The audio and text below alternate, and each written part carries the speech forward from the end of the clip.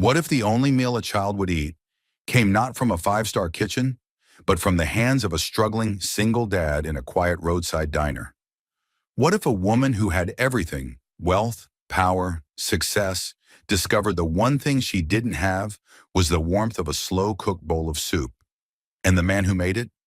This is not just a story about food, it's a story about presence, about the small acts of kindness that rebuild broken trust, and about how love sometimes arrives not with diamonds, but with grilled cheese and banana pudding. Before we begin, if you love stories that heal the heart and warm the soul, we invite you to subscribe to our channel. Each story is a quiet reminder that kindness still matters, and that even the simplest lives can hold the deepest truths. Now settle in, because this one might just change the way you look at love forever. A struggling single dad cooks for a CEO's picky daughter. Her mother immediately asked to marry him. The storm rolled in without warning. One minute, the sky above the little town of Brookhaven was a dull gray. The next, thunder cracked through the air like a broken bone, and rain came down in heavy sheets, drumming against rooftops, blurring the already forgotten outlines of the main road. Inside a small wooden building at the edge of town, Tom Brennan stirred a pot of soup with quiet precision. The windows of his modest roadside diner were fogged up with steam, the scent of chicken broth, thyme, and slow-simmered carrots warming the air like an old memory. The sign out front had lost its paint in spots, and the door creaked when it opened, but regulars swore there wasn't a more comforting place in the county. Tom wiped his hands on a dish towel, then reached for a loaf of day-old sourdough. He was a man in his mid-30s, lean and sun-worn, with calloused hands that looked like they'd spent equal time under hoods of broken-down trucks and hovering over cast-iron pans. His hair was unkempt, a streak of gray just beginning at his temples. There was a tiredness to him, but it wasn't the kind that made a man weary. It was lived in, the kind that spoke of love carried too long and grief learned too young. He was just about to slice the bread when the bell above the front door jingled, a weak, tentative sound against the roar of the rain. He looked up. A woman stepped in first, wrapped in a navy trench coat, heels soaked through, hair pulled into a low bun that had long since given up trying to stay neat. She was striking, tall, composed, but there was something brittle in the way her eyes scanned the room. Behind her came a little girl, no more than 8, clutching a worn stuffed fox, and looking as though she'd rather be anywhere else in the world. "I'm sorry," the woman said, shaking out her umbrella by the door. "Our car broke down just outside town. The tow truck's going to be a while. Would you mind if we waited here?" Tom nodded. "Of course. Storm like this, you're lucky to have made it this far." She offered a polite smile but said nothing more. The girl hovered behind her mother like a shadow. "There's soup on the stove, and grilled cheese if you're hungry," Tom added gently, eyeing the girl. "Might help warm you both up." The woman hesitated, her eyes flicking down to her daughter. "What do you think, sweetheart?" The girl didn't respond. Tom turned back toward the kitchen without pushing further. He'd seen this before. Kids who'd learned to armor themselves young. Sometimes it wasn't what they were given that hurt. It was what they weren't.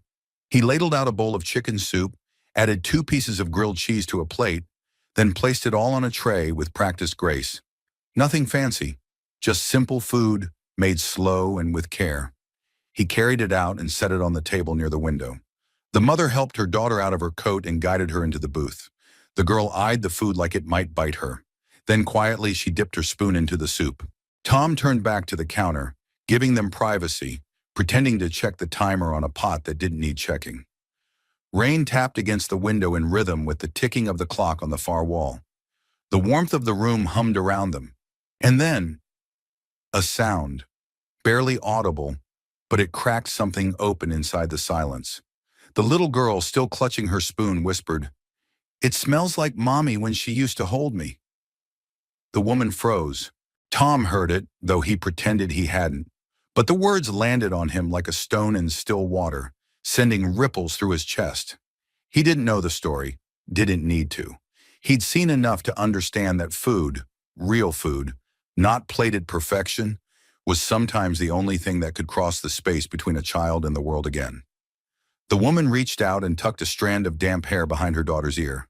"I'm glad," she murmured. Her voice cracked a little. They ate quietly. The girl, to her mother's visible astonishment, finished the soup, then the sandwich, and even accepted a second slice. Tom brought out 2 mugs of hot chocolate without being asked, one with a marshmallow, one without. The girl smiled for the first time, and something inside Tom's chest shifted. When they were done, the woman stood and approached the counter where Tom stood wiping down a tray. Up close, she looked tired in a different way, like someone who spent too much time being composed for everyone else. "That's soup," she began. "I don't know what you put in it, but it's the first thing she's eaten without protest in months. We've tried every restaurant in the city, private chefs, nutritionists. Nothing worked." Tom gave a one-shouldered shrug. "Just chicken and bones, and a little time." She looked at him. "No," she said softly. "It's not that. There's something else." He didn't reply, just offered a modest smile and turned back to rinse a dish. "I'm Claire," she said after a pause. "This is my daughter, Lily." "Tom," he answered. "That's Max over there." He nodded toward the back booth, where a 10-year-old boy sat with a dog-eared book and a plate of fries. Claire looked at him differently then. Not as a server, not as a stranger, but as someone who had given something to her daughter that she hadn't been able to find anywhere else. Comfort. The tow truck arrived not long after. Claire gathered her things, thanked Tom again, and ushered Lily out into the now drizzling street. Tom stood at the window and watched them go, the warmth of the room still lingering like a heartbeat. He didn't know their last name, didn't know where they were headed, but somehow he had a feeling they'd be back, and if they did come back, he'd have the soup waiting. It had been 4 days since the rainstorm, and Tom had nearly convinced himself they wouldn't return. Storms blow people in and out of town all the time. Strangers with stories, soaked shoes, broken plans. Some you remember for a while, others are gone before the dishes are dry. But then, just before noon on a clear Thursday morning, the bell above the diner door chimed again. Tom looked up, dish towel still in hand. Claire walked in wearing a navy sweater and jeans, more casual than before. She wasn't the sharp-edged executive from the rainstorm. She looked softer somehow, less guarded. Lily followed close behind, clutching her stuffed fox and wearing a bright yellow jacket with one button missing. Tom offered a nod. "Back for the soup?" Claire smiled faintly. "It was requested." Tom glanced down at Lily, who didn't speak but gave a small nod. That alone was more than he expected. He gestured to the same booth they'd taken last time. "Take your seat. It's on the stove already." As Claire and Lily settled in, Tom turned to the kitchen, his hands moving with quiet rhythm. Ladle, bowl, plate, sandwich press. It was strange how natural it felt, like they'd been part of the diner forever. And yet, he didn't even know their last name. He brought the food out moments later, setting the tray down in front of Lily first. This time, her eyes didn't hesitate. She picked up the spoon and dipped it into the steaming bowl without a word. Claire watched her daughter eat, her fingers loosely wrapped around a mug of tea. She glanced up at Tom, almost shyly. "She doesn't eat like this anywhere else," she said softly. Tom pulled out the chair across from them, but didn't sit. Maybe she just needed a break from fancy menus. Claire chuckled, the sound like a melody she hadn't played in a while. "You're not wrong. You'd think access to the best food in the city would count for something. But Lily," she paused, lowering her voice, "ever since the divorce, it's been hard. Not just eating, everything." Tom nodded. He didn't ask for more. He didn't need to. Claire looked at him, her gaze searching. "Do you have a background in food? I mean, beyond this?" Her tone wasn't condescending, just curious. "I studied at the Culinary Institute in New York," he said. "Didn't finish." Claire blinked. "Really? That's one of the best in the country." "Yeah, my wife got sick halfway through my second year. Cancer. I left to take care of her." Her expression changed instantly, softening in a way that made Tom shift his weight uncomfortably. He hadn't meant to say so much. "I'm sorry," she said gently. Tom shrugged. "It was a long time ago. After she passed, I moved here with Max. Opened this place so I could be around for him. That's really all there is to it." Claire nodded slowly, her eyes drifting to the counter where Max sat doing homework between bites of grilled cheese. He seems like a good kid. He is. His mother would have been proud. There was a moment of quiet, the only sound the soft clink of Lily's spoon against the bowl. And then softly, Lily looked up and spoke. To Tom. Do you make this every day? He turned, surprised. Just about. Want to learn how? She blinked, then gave the smallest of smiles. Maybe. Claire's jaw nearly dropped. She stared at her daughter as if she'd spoken in fluent Spanish. Tom pretended not to notice the mother's shock. Well, he said, next time you come in, you can help me stir the pot. But you'll need a proper apron. House rules. Lily smiled again, this time wider. Claire put a hand to her heart. It was more than just relief. It was something like awe. Tom went back to the counter while they finished eating. He didn't ask for their story, but the way Claire lingered at the table, the way Lily leaned in toward the bowl as if it were the safest place in the world, he didn't need the details to understand the shape of their wounds. He lived in the quiet after loss. He knew what it looked like when someone found something that made the silence bearable. When Claire came up to pay, she hesitated. Tom, she said, I have to ask, how do you do it? Do what? Make food that tastes like someone cares. Tom looked up from the register. His voice was quiet but sure. I cook like someone might need it to feel whole again. Claire didn't answer right away. Her hand hovered over her purse. Finally, she said, You have no idea how much that means. I think maybe I do, Tom replied. As Claire and Lily left, the bell rang behind them, but Tom didn't watch them go this time. Instead, he turned to Max. Think we've got another regular? Max grinned. If she's helping stir the pot, you better show her the secret ingredient. Tom raised an eyebrow. And what's that? Max said it without hesitation. You. Tom laughed softly and ruffled his son's hair. Outside, the sky had cleared. The storm had moved on. But something else had stayed behind. Something warmer, more lasting. Not every customer who walked through the door changed your day. But sometimes they changed your life. And sometimes all it took was a bowl of soup. The third time they came in, there was no storm, no broken down car, no excuse, no sense of urgency. Just the soft jingle of the diner's bell and the unmistakable sound of a child's laughter. Light, hesitant, like someone relearning a language she used to speak fluently. Tom looked up from the grill and found Lily racing ahead of her mother, stuffed fox in one arm, bright pink sneakers squeaking against the linoleum. She made a beeline for her booth by the window, slid into the seat and set her toy beside her, like it too had ordered soup. Claire followed a few steps behind, this time in sneakers and a simple cream blouse. The heels were gone. So was the trench coat. The polished CEO veneer had faded into something more honest.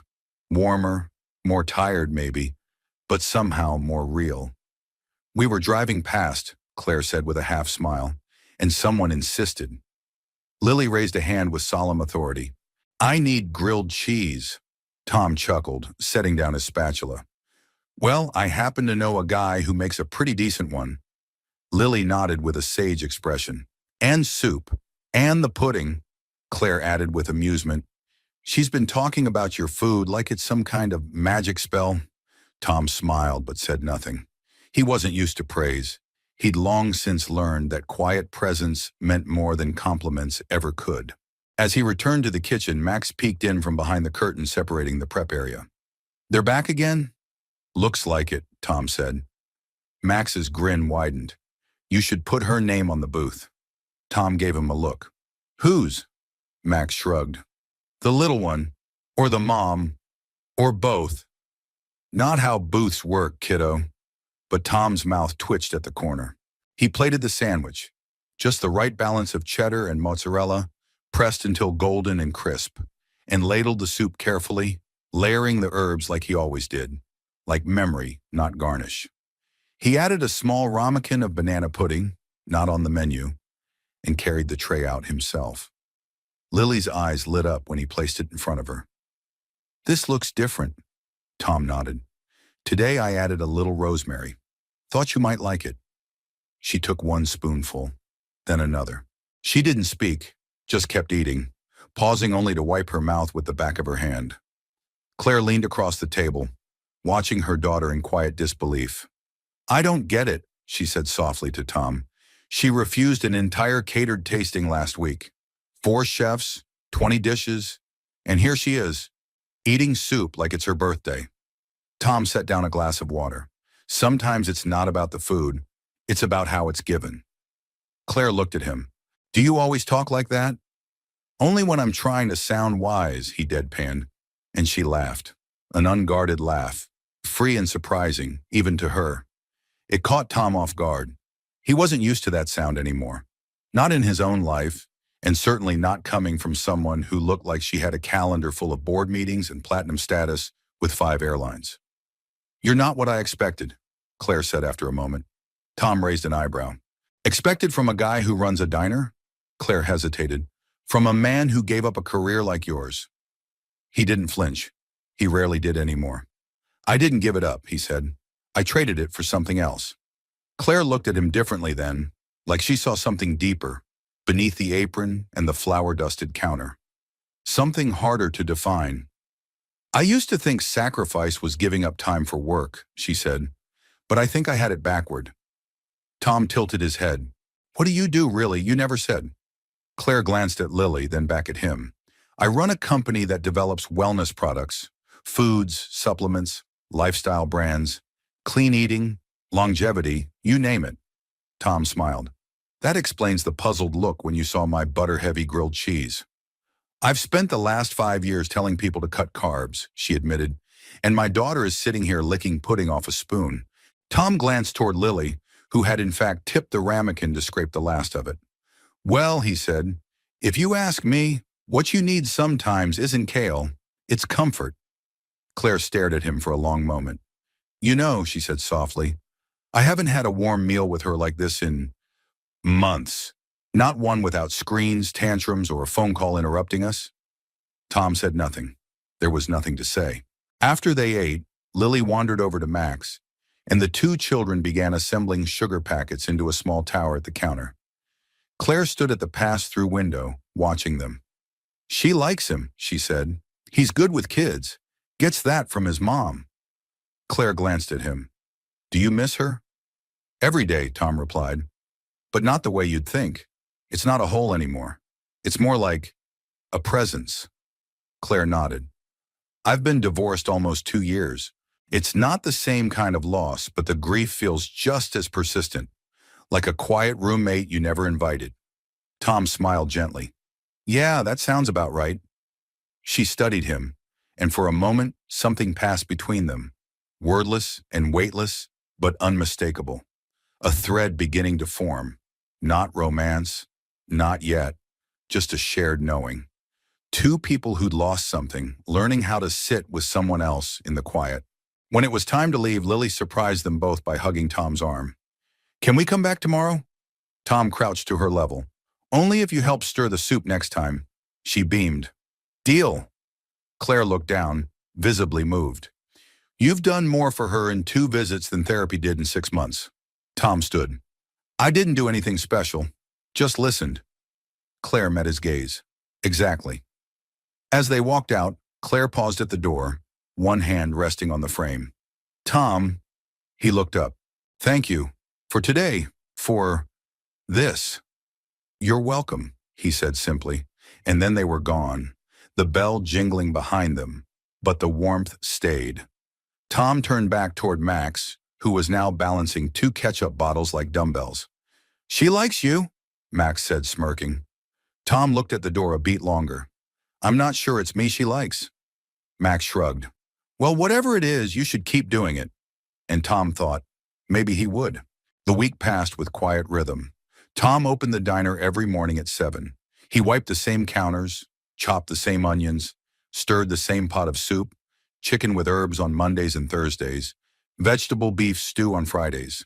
He and Max had built a life in the pattern of repetition, where comfort came not from novelty but from the way things stayed the same.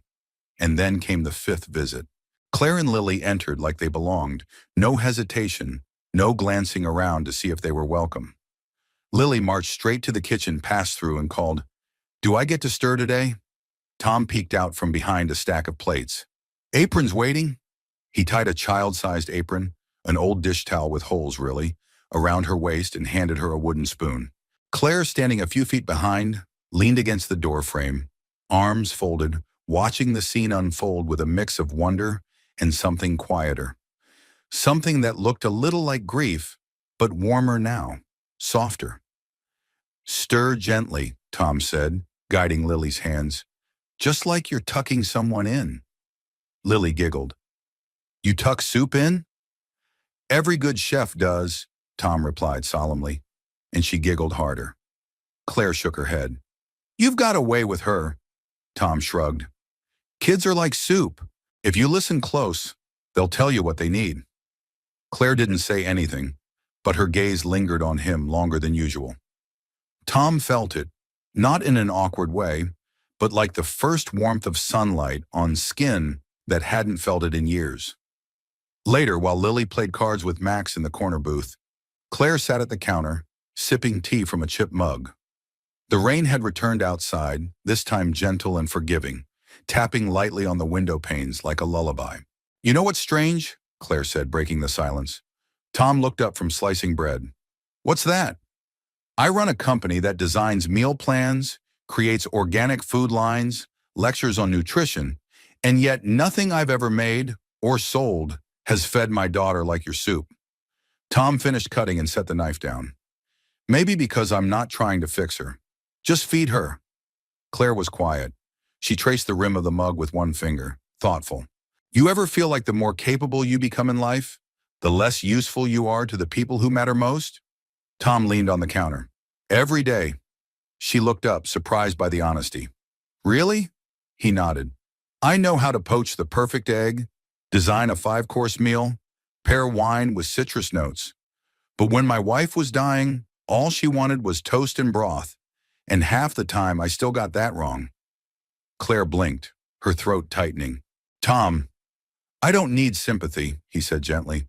I just mean, what we know isn't always what people need. Claire stared at him, and something opened in her face, a truth she hadn't spoken aloud yet. I didn't want to be a single mother, she said softly. I didn't want to raise a daughter who's scared of food, scared of touch, scared of the world. But I had a business to run. Investors, shareholders. I told myself she'd understand someday. Tom didn't interrupt. She had a nanny. 3, actually. Rotated shifts. Private school. Private therapists. I tried to build her the most secure life possible, but she didn't want security. She wanted... Claire paused, voice breaking. She wanted someone who noticed the way she stirred her soup. Tom didn't speak right away. He just handed her a cloth napkin. No judgment, no platitudes. Kids don't need much, he said finally. Just someone who shows up, even when it's messy. Claire smiled through her tears, blinking them back with a soft laugh. Is that your parenting advice? From a man who's winging it daily? Yeah. She looked toward the booth, where Lily had fallen asleep with her head on Max's shoulder. The 2 children sat like puzzle pieces, different shapes but somehow fitting. I don't think she's been that calm in years, Claire whispered. She feels safe, Tom said. Claire looked back at him. Is that what you do here? Make people feel safe? Tom thought about it. I don't know. I think I just let them be hungry and then feed them without making them explain why. That silenced her. Outside, the rain kept falling, but the inside of the diner felt untouched, wrapped in some old warmth, like flannel sheets in candlelight. The kind of safety that can't be bought or scheduled. Tom poured another mug of tea, pushed it toward her. You ever think about staying? He asked. Claire raised an eyebrow. In town? He shrugged. Just for a while. Let things slow down. I don't slow down, she said automatically. I build. I scale. I expand. But your daughter, he said gently, she seems to like shrinking into quiet. Claire looked down into her tea, her jaw tightening with the truth of it. I'm not sure who I am without all of it, she admitted. The job, the noise, the momentum. Tom didn't answer. He just picked up a slice of bread and started buttering it slowly. And maybe that was the answer. They sat for a while like that, 2 people not fixing each other, not naming anything, just letting the air settle between them like flour on a countertop. Eventually, Claire checked her watch. I should go. She can sleep a little longer, Tom offered. No, Claire said. If we stay longer, I might not want to leave. Tom smiled, but it didn't quite reach his eyes. Maybe that wouldn't be the worst thing. Claire looked at him, really looked, like she was taking inventory, not of what he had, but of who he was. And then she stood, gathered Lily in her arms and whispered, "We'll be back." He didn't doubt it. Some strangers arrive because they're lost, but others return because they found something they didn't know they were missing. And for Claire and Lily, Tom's little diner wasn't just a stop on the way anymore. It was the first place in a long, long time that felt like home. The wind was sharp that morning, snapping at the awning of the diner like it had a grudge. The trees lining the quiet road out front were nearly bare, branches clawing at a sky the color of pewter. Inside, the air smelled of cinnamon and slow-roasted tomatoes. Tom stood behind the counter with his sleeves rolled up, hands dusted in flour, working dough for tomorrow's pot pies. His movements were steady, practiced, not rushed, not slow, just deliberate, the way people move when they've learned that some things in life deserve more than speed. Claire and Lily had become regulars now. Every few days they came. No more excuses, no broken cars, just a child with a growing appetite and a mother with quiet questions in her eyes. That morning, they came earlier than usual. Claire pushed open the door, holding it for Lily, who wore a knitted scarf that trailed behind her like a comet's tail. She ran toward the back booth with Max already waiting, and without prompting, picked up a deck of worn cards and began dealing. Claire hesitated at the threshold. Tom caught it, the flicker of conflict in her expression, the weight of two lives trying to exist at once. He nodded toward the stool at the counter. "Coffee?" She smiled, grateful. "Please." He poured a mug, set it in front of her, and wiped his hands on a dish towel before leaning against the counter across from her. "Rough morning?" he asked. Claire stared into the steam rising from her cup. "Investor meeting in 3 hours, 3 cities in 2 days, and a daughter who now refuses to eat unless it's food served on mismatched plates in a place with a squeaky ceiling fan." Tom smiled. "She's got taste," Claire laughed, but it faded quickly. "Tom, how do you do it?" "Do what?" "This. Be here. Be still. You're the only person I've met who isn't chasing something." Tom was quiet for a beat. He looked out the window where a few golden leaves danced along the sidewalk, then back to Claire. "I chased something once," he said, "and then I stopped, because I learned what mattered doesn't usually run away from you. It just waits for you to slow down." Claire sipped her coffee. "You've been through something, haven't you?" He nodded. Not in a dramatic way, just a quiet acknowledgement, like saying yes to the rain. "My wife's name was Elena," he said. "We met at culinary school. She wasn't a chef. She worked in admissions.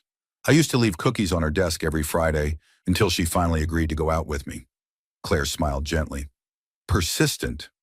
"Relentless," Tom said with a fond chuckle. "We got married young. Too young, probably. But it worked. We were broke and stupid and happy." He paused. "Then 3 years in, she got sick. Stage 4 ovarian cancer. By the time we found it, it had already spread." Claire's face softened, her hands going still around the mug. "I dropped out of school the next day," Tom continued, "sold everything that wasn't nailed down. Moved back to her hometown, this town. Took any work I could find to pay for what insurance didn't cover. Cooked for her every day. Sat beside her during every treatment. Claire reached across the counter and gently touched his hand. "I'm so sorry." He didn't pull away. "She passed 9 years ago. Max was just a baby. I remember sitting on the kitchen floor after the funeral, holding a bottle of formula in one hand and one of her scarves in the other, wondering how the hell you raise a child when the only person who made you believe you could is gone."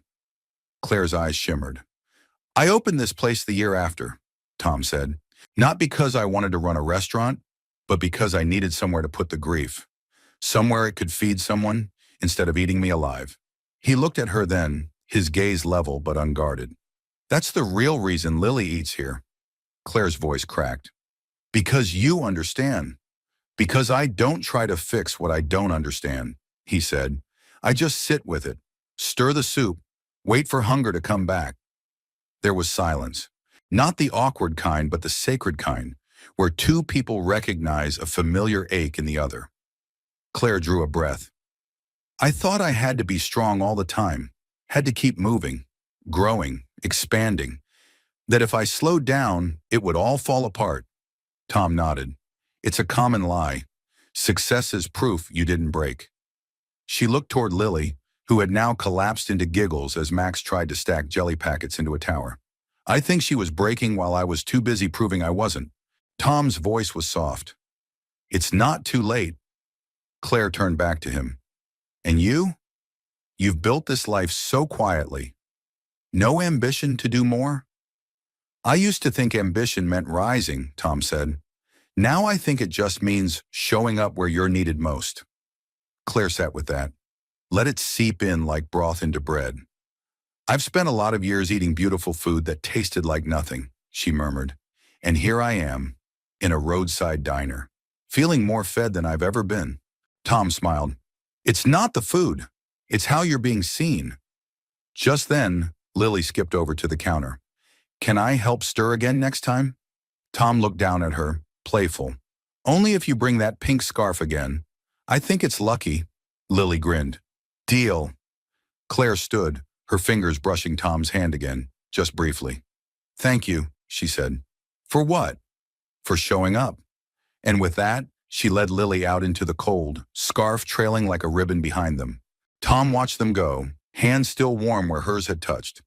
Some losses strip you bare, but others, if you let them, hollow out just enough space for someone new to step in. And for Tom, that space was no longer empty.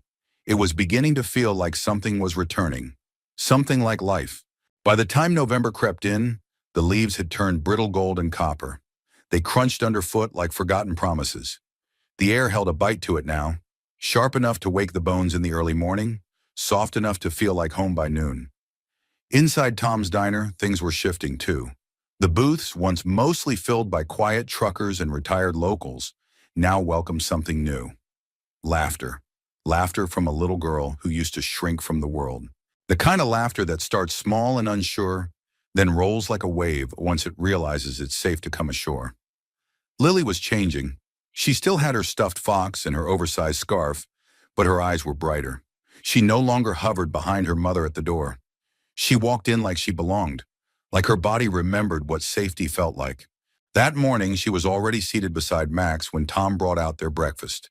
Cinnamon toast with scrambled eggs, and a special hot chocolate with whipped cream that had taken him 5 minutes to perfect. Max offered her a napkin crown he'd folded from paper towels, and Lily beamed like royalty. Claire sat at the counter, watching with cautious joy. Her heels were long gone, replaced by scuffed ankle boots. She sipped her coffee with both hands and said softly to Tom, "She slept through the night last night. First time in, I don't know how long." Tom looked at her, not with surprise but quiet affirmation. Kids know when they're not being watched, when they're being seen. Claire smiled faintly, her eyes not leaving her daughter. It's like she trusts the world again, or at least this corner of it. Tom refilled her mug. Sometimes one corner is all you need. Claire turned to him, more serious now.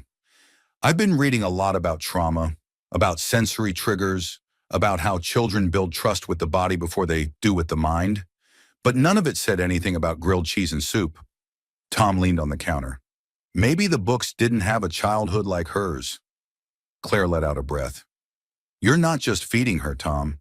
You're restoring something. He didn't reply, but the look he gave her said he understood exactly what she meant. Behind them, Lily waved a piece of toast in the air like a wand.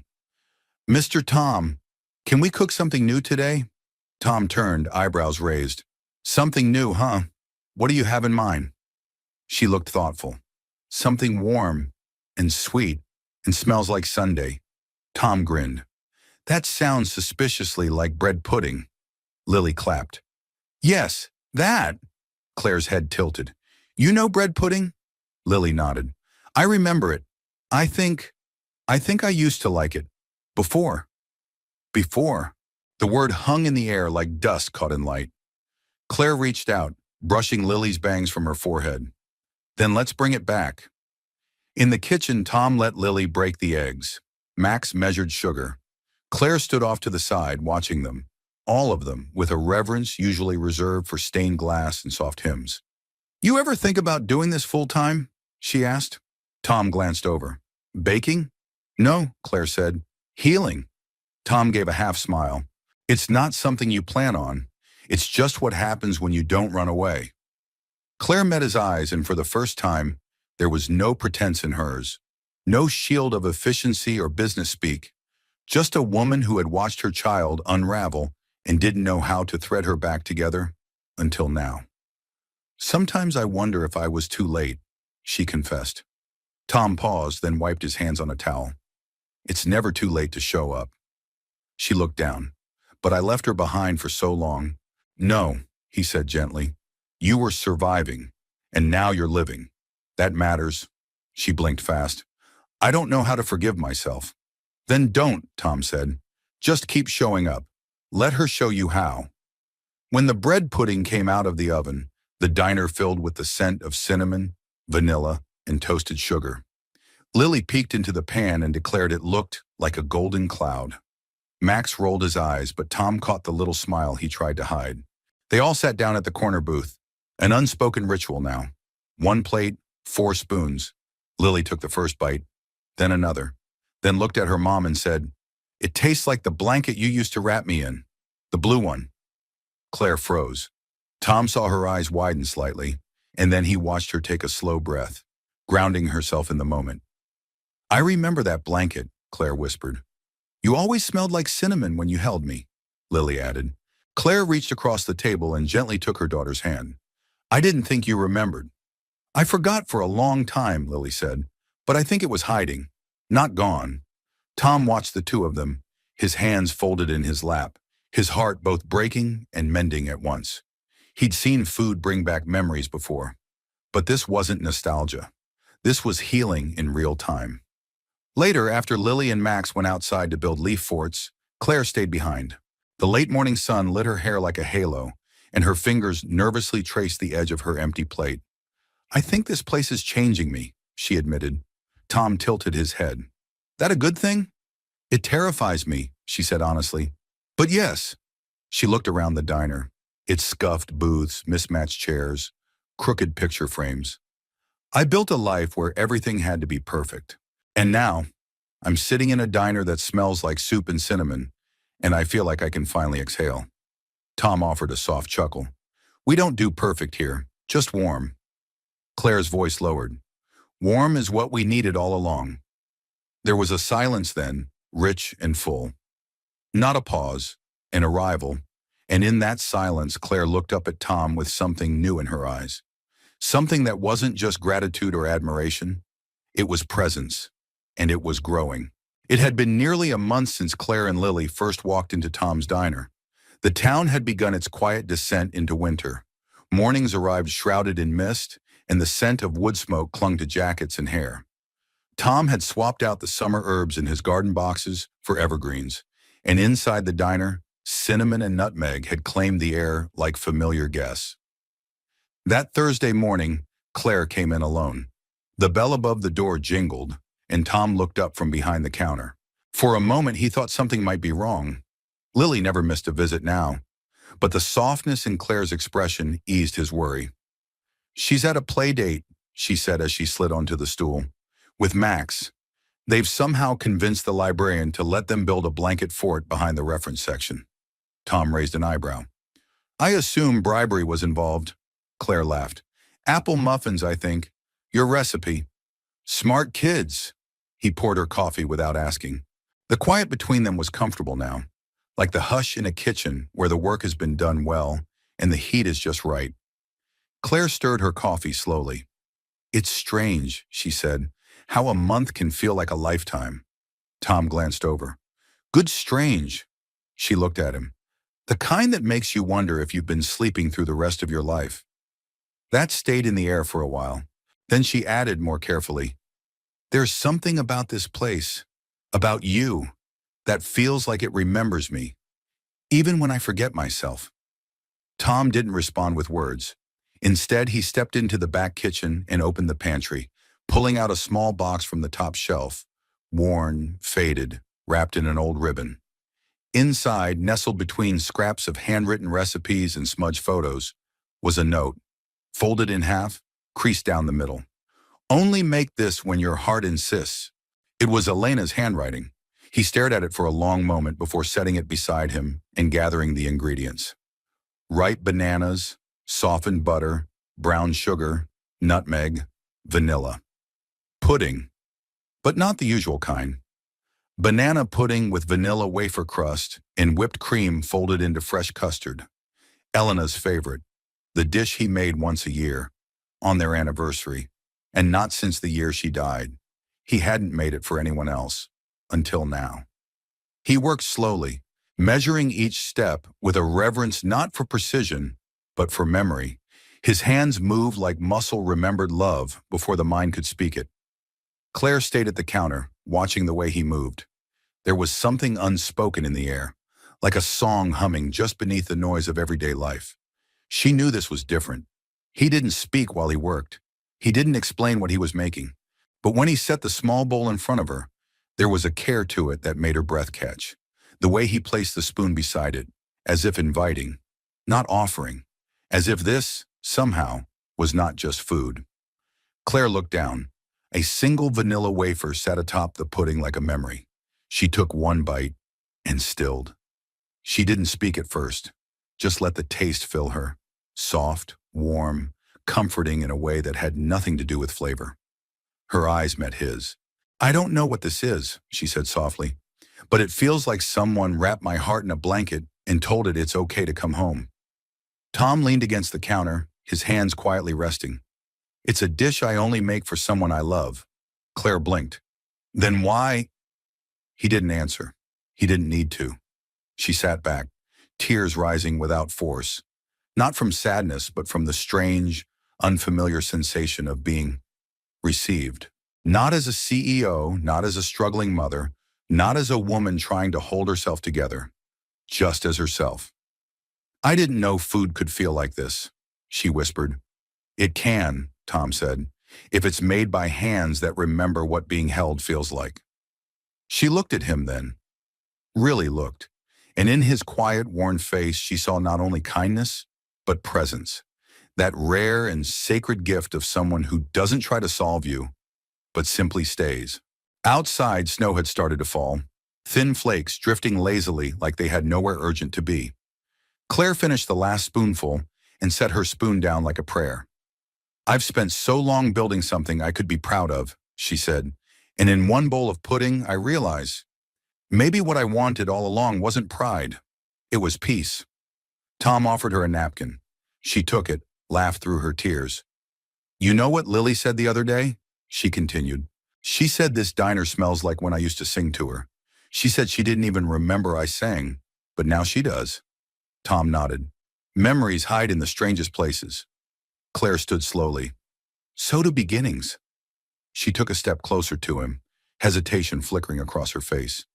Then she reached out, gently resting her hand over his. "I don't want to be another guest who leaves when the weather clears," she said. Tom's voice was steady. "Then don't." Claire let out a breath she didn't know she'd been holding. "It's not simple." "I'm not asking for simple," he said. "Just honest." There was a moment. Then the diner door opened and Lily burst in, snowflakes clinging to her scarf, Max right behind her. "Mom! Mr. Tom! You should see the snow fort!" Claire didn't pull away from Tom's hand.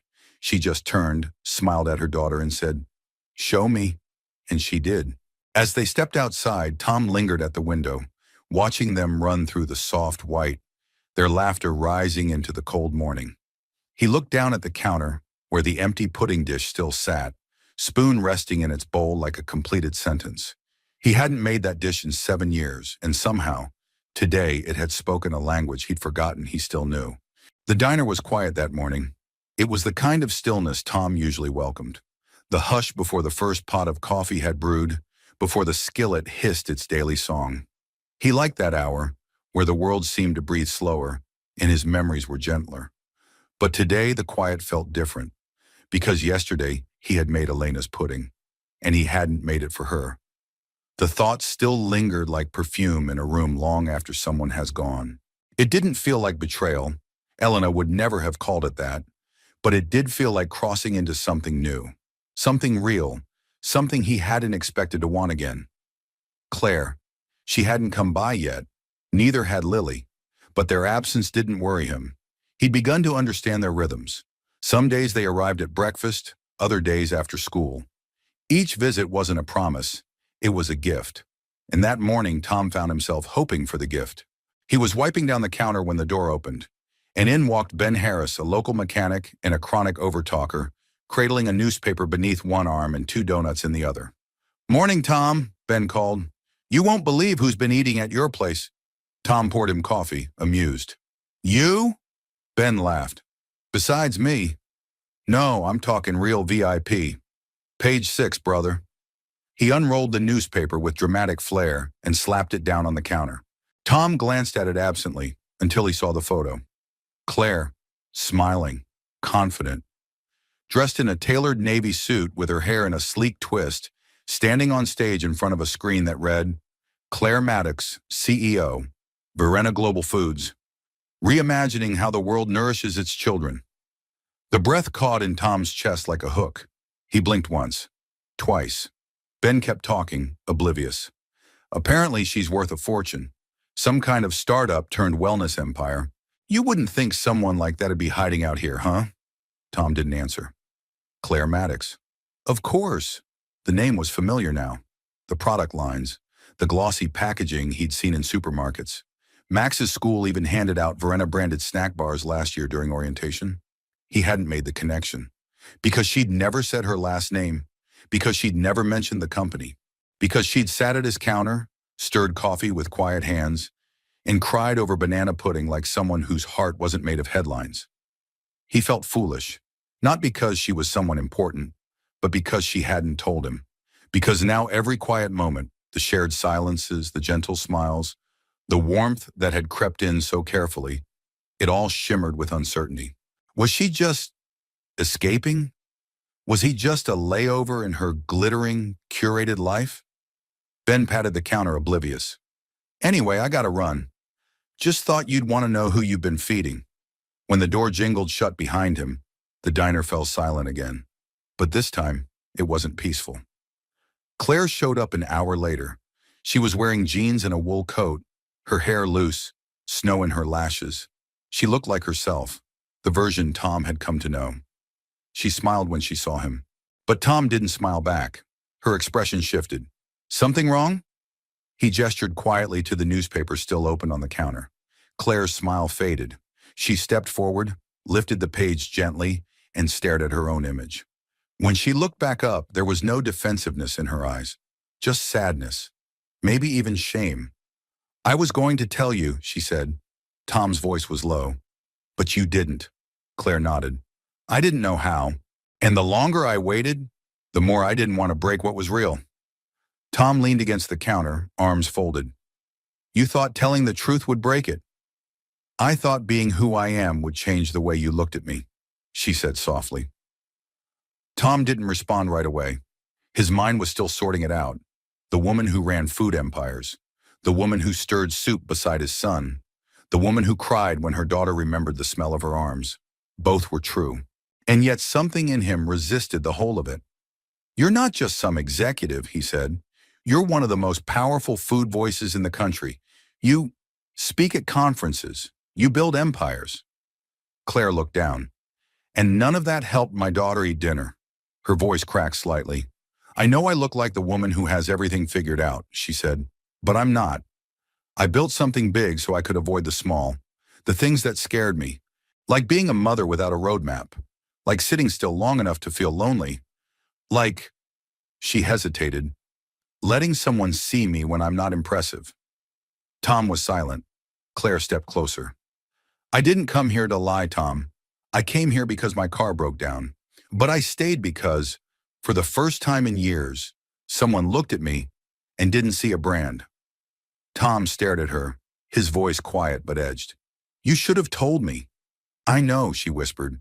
And then, as if on cue, Lily burst through the door, cheeks pink from the cold. Max following behind with a book bag slung over one shoulder. "Mom! We found the snow owl again!" Claire turned, her face softening instantly. She reached for Lily's hand, brushing a bit of snow from her hair. Tom watched them. watched how easily the girl folded into her mother's side. How different that was from their first visit. He exhaled slowly. He couldn't deny the truth. Claire hadn't come here to manipulate or deceive. She'd come to escape a life too loud to hear her own heartbeat, and somehow in this tiny diner, she'd found it again. He walked over, crouched beside Lily, and said gently, "You still gonna help me stir soup tomorrow?" Lily grinned. "Of course! I'm gonna be your sous chef forever." Tom glanced up at Claire.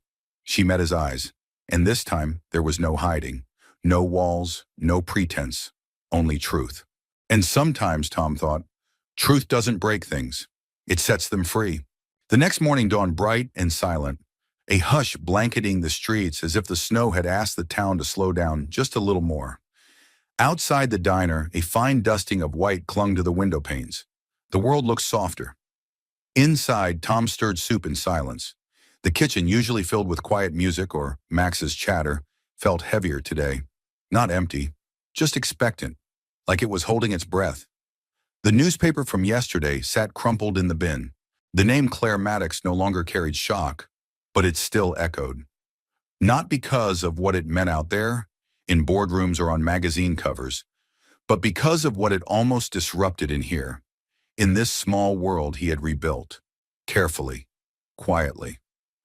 The bell above the door jingled. This time Tom didn't look up immediately, but the voice that followed made him pause. "I know you're probably still mad," Claire said gently, "but I brought a peace offering." He turned, brow raised. She held up a baking tray covered in foil.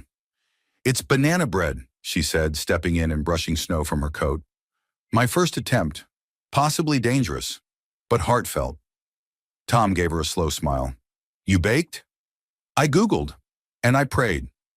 She set the tray on the counter, unwrapped it, and held out a slice. Tom took a bite, paused. "Not bad," he admitted. "A little dry." She groaned. "I was afraid of that."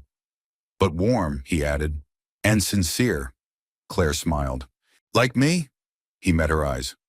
"Maybe a little softer in the middle." They stood quietly for a moment, the usual tension between them gone. What remained was something more honest, like the conversation that follows a storm when the house is still standing, and you realize maybe you are too. "I'm sorry," she said again. "Not for who I am, but for thinking I had to hide it. You've never asked for anything but the truth, and I want to be someone who can give that." Tom folded the towel in his hands. "I wasn't angry," he said. "I was startled. I've spent years trying to build something simple, honest. And when someone walks in with a world as loud as yours, it's easy to think they'll leave before the coffee even cools." Claire stepped closer. "I'm still here. I see that, and I'm not leaving." His eyes searched hers, quiet, steady. "Why not?" She took a breath, not rushed, not performative, just steady from the place inside her that had fought so long to protect itself. "Because," she said, "my daughter only eats when the food is made by you. I only sleep when I know she's had a day filled with peace instead of tension. And when I see you in this kitchen, listening without judgment, cooking without ego, something inside me stops bracing for the next demand." Tom didn't speak. He didn't need to. So Claire kept going. Her voice trembled, not from fear, but from knowing she was about to say something she meant with her whole heart. "I don't want a private chef," she said, "or a driver, or another nutritionist, or someone with polished shoes who nods at the right times." She stepped around the counter now, into the space where he cooked, where he lived. "I want someone who stirs soup slowly," she whispered, "and remembers what people said when they thought no one was listening. I want someone who makes pudding for a little girl because she smiled for the first time in weeks. I want someone who shows up, who stays." Tom watched her. The air between them hummed. Claire reached into her coat pocket, pulled something out. Not a box, not a ring, but a folded napkin. She unfolded it and held it out. Written in neat, careful handwriting was a recipe. Claire's banana bread, second attempt. Add more butter, less fear. Tom took it, smiled. It was ridiculous. It was perfect. Then she said it. "I don't have a ring," Claire murmured, "but I'm standing here in your kitchen, asking you to consider this. Not just being in my life, but being part of it. For real. For Lily. For me. I want to build something with you. Something messy and quiet and real. Not built on wealth, just built on presence. The silence that followed was thick with meaning. The kitchen felt smaller, warmer. Tom folded the napkin carefully, tucked it into his apron pocket, and said simply, "Okay." Claire blinked. "Okay? I want that too," he said. "Not just to cook for you, to stand beside you, stirring the pot, showing up, day after day." Her eyes brimmed. "Even without the ring?" He stepped closer. "I've never needed one. Just a recipe worth making." And then slowly he reached out, not to shake her hand or pull her close, but simply to rest his palm against hers, fingers interlacing like they'd been doing it forever. In that moment, no one said "I love you." No violins played, no speeches followed, just two people standing in a kitchen that had seen sorrow and joy in equal measure. Just two people saying yes without ever needing the word. Behind them, the soup simmered gently. Outside, the snow continued to fall, and in the quiet warmth of that morning, something beautiful began. Not with diamonds, but with dough. It was a Sunday, the kind where the sky stayed a little brighter, even in the cold. The sidewalks glittered with last night's frost, and every breath came out in soft white clouds, like the town itself was exhaling. Inside the diner, the windows steamed with warmth, and the scent of cinnamon and roasted squash hung in the air like memory.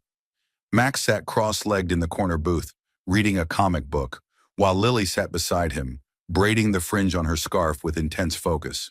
They didn't speak much, but they didn't need to. The comfort between them had grown wordless. They understood each other. Max knew what it felt like to lose someone you loved, to watch your parent carry more weight than anyone should, and to wonder if laughter would ever sound the same again. And Lily, she knew what it meant to go unheard for so long, her needs drowned beneath the noise of adult schedules and quiet heartbreak. In each other, they had found a strange kind of peace. Not dramatic, not loud, just steady, like a shared heartbeat. Tom was behind the counter, finishing the morning's prep. Claire stood beside him, holding a dish towel and trying very hard not to burn the toast. "Okay," she said, flipping the slice with exaggerated care. "That's the third one I haven't ruined. I think that officially makes me employable." Tom chuckled. "We don't pay well here." Claire smiled, brushing her shoulder against his. "Lucky I'm not here for the paycheck." Tom looked at her then, not with surprise, but with a kind of reverence. Each day she stayed, the silence in his life changed shape. What once had been absence now felt like room for something better, something present. "I like this version of us," Claire said quietly. "It's not fast, not loud, just enough." Tom nodded. "That's all I've ever wanted. Just enough. Not more. Not perfect." Outside, the snow had melted just enough for the kids to run. Tom glanced through the window to see Max and Lily bundled up, throwing small snowballs at a tree stump they dubbed the dragon. He watched them for a long time, then said, "You know, she didn't talk like that before." Claire followed his gaze. "Lily," he nodded. "There's light in her now, like she trusts something again." Claire exhaled slowly. "She told me last night that she wants to learn how to cook. She said food makes her feel like she has a place." Tom's eyes softened. "She does have a place." Claire looked at him. "So do you." They fell into silence, one that felt like two arms wrapped around everything broken. Later that afternoon, after the last table had cleared and the kettle had gone quiet, Max climbed onto the counter and announced with great seriousness, "We need to have a family meeting." Tom raised an eyebrow. "That's so?" Max nodded, his voice mock official. "Lily and I have discussed it thoroughly. There are matters to address." Claire tried not to laugh. "Do I need to bring a notepad?" Lily sat beside Max, arms crossed, mirroring his exaggerated sternness. "First order of business," Max began. "Who is in charge of dessert decisions on Sunday?" Tom played along.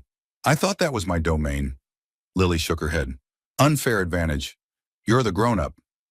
Claire leaned in. "What if we rotate?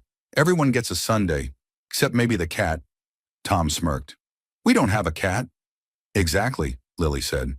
She never pulls her weight. They all laughed then. Deep, honest, healing laughter. It filled the diner like music. And then the laughter faded, and Max looked at Tom with a seriousness beyond his years. "Second order of business," he said. "Are we a family now?" The question hung in the air. Tom looked at Claire. Claire looked at Lily.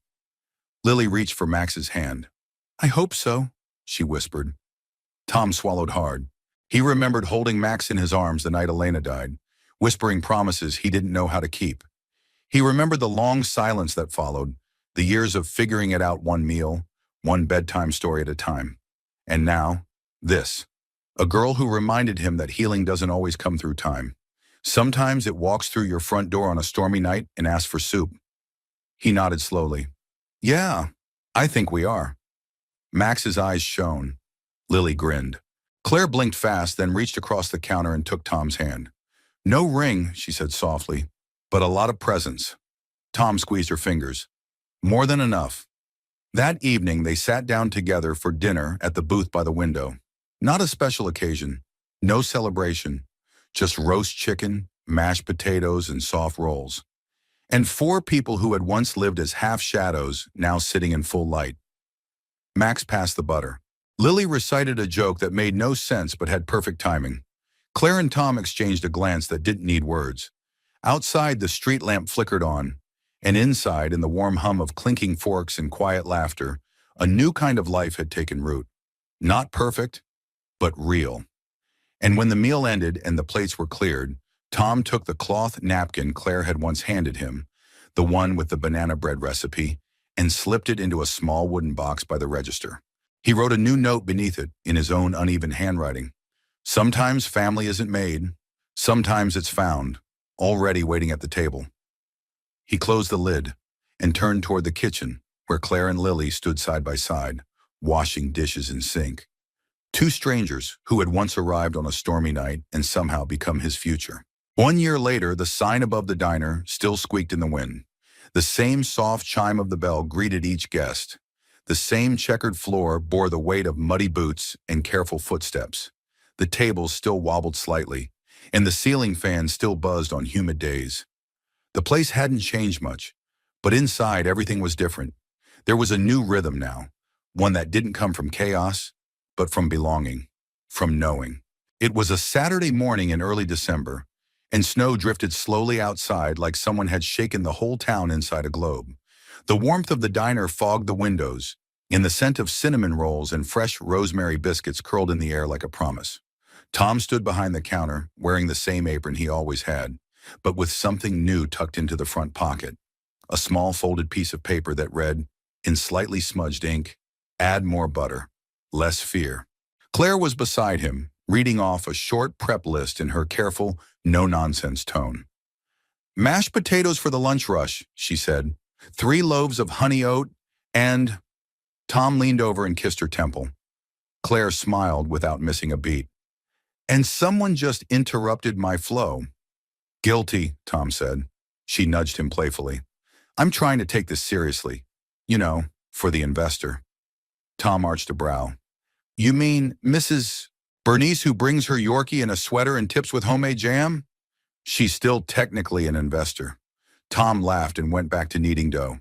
Behind them, the sounds of the world waking up filtered in, clinks of cutlery, the thud of boots at the door, someone humming along with the radio.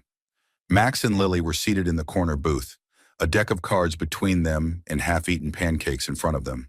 Lily wore an apron 2 sizes too big, with sous chef in training stitched across the front in crooked letters. She wore it like armor. "Your turn," Max said, tapping the table. Lily narrowed her eyes, then laid down her card. "Boom," she said, triumphant. "That's 3 games in a row." Max groaned and slumped in his seat. "Remind me why I taught you this." "Because you love me," she said sweetly. Tom watched them from the counter and felt something settle inside his chest. A stillness that wasn't silence, but peace. A year ago, he was a man making soup for a small town. A man who had made peace with loss, but not with joy. A man who believed his best days had been wrapped inside memories he visited but never touched. And now? Now his kitchen held laughter. Now his table was full. Now his son was not just surviving, but thriving, beside a girl who had once been afraid of food and who now wrote future chef on her school folder in marker. Claire moved past him, setting out place settings for the regulars who would be arriving any minute. Her presence was no longer temporary. She no longer dressed like someone ready to leave. Her hair was often pulled back in a soft bun, her hands always busy with something real, measuring, stirring, holding. She hadn't left her job, not completely, but she had reimagined it. Less travel, fewer headlines, more afternoons in the kitchen, more mornings beside Lily, more evenings where no one checked their phone. She told her board she wanted to focus on impact, not expansion. They'd been skeptical, until the numbers came in from a new pilot program, Simple Starts, a line of small-town cafes partnering with local communities to bring nourishing meals to children and families who needed warmth more than trends. The test location? Tom's Diner. It wasn't rebranded, it wasn't remodeled, it didn't need to be. It just needed more chairs and more soup. That morning, as Tom ladled chicken stew into an extra-large pot, Claire leaned over and whispered, "Do you realize what day it is?" He frowned, thinking, "Saturday." She shook her head, smiling. 1 year, since the storm. Tom looked at her, really looked, not just at her face, but at the life wrapped around her now. At the girl who called him Chef Tom when she wanted something. At the way Claire's hand always found his in quiet moments. At the softness in her eyes where once there had been control. "A year," he said softly. Claire reached into her pocket and pulled out a folded napkin. Old, worn, the same one he'd tucked into a drawer the day she gave it to him. She placed it on the counter beside him. "I never stopped writing new versions." Sarunakunam. Tom unfolded it. Inside, written in the same neat script, "Recipe for home. 1 part laughter, 2 parts presence, 1 generous spoon of grace. Serve warm, refill often." He said nothing. He just reached across the counter, took her hand, and kissed it. At the front of the diner, the door opened. Mrs. Bernice entered with her Yorkie and a new sweater. Behind her came a group of regulars, shaking snow from their coats, stomping boots. Tom stepped out to greet them, apron still dusted with flour. "You're just in time," he said. "The stew's extra good today." One of the men chuckled. "That's because the cook finally got some help." Tom grinned. "Can't argue with that." The diner filled, slowly and steadily. Conversations floated through the air, forks clinked against ceramic, and laughter hummed beneath it all. Claire sat beside Lily, who was now explaining to a fascinated Mrs. Bernice how to properly fold whipped cream into custard without breaking its heart. Tom shook his head and smiled. This wasn't the life he thought he'd have. It wasn't the life he planned. It was better, because it wasn't built on ambition or titles or shiny things. It was built on presence, on showing up, on soup stirred slowly and hearts mended gently. And as he watched his son share his plate, and the girl he once fed find her voice, and the woman he never expected offer him a home, Tom knew without question, they were the richest people on earth. If this story touched your heart, we'd love to know where you're watching from. Are you listening from a cozy small town, a big city, or somewhere in between?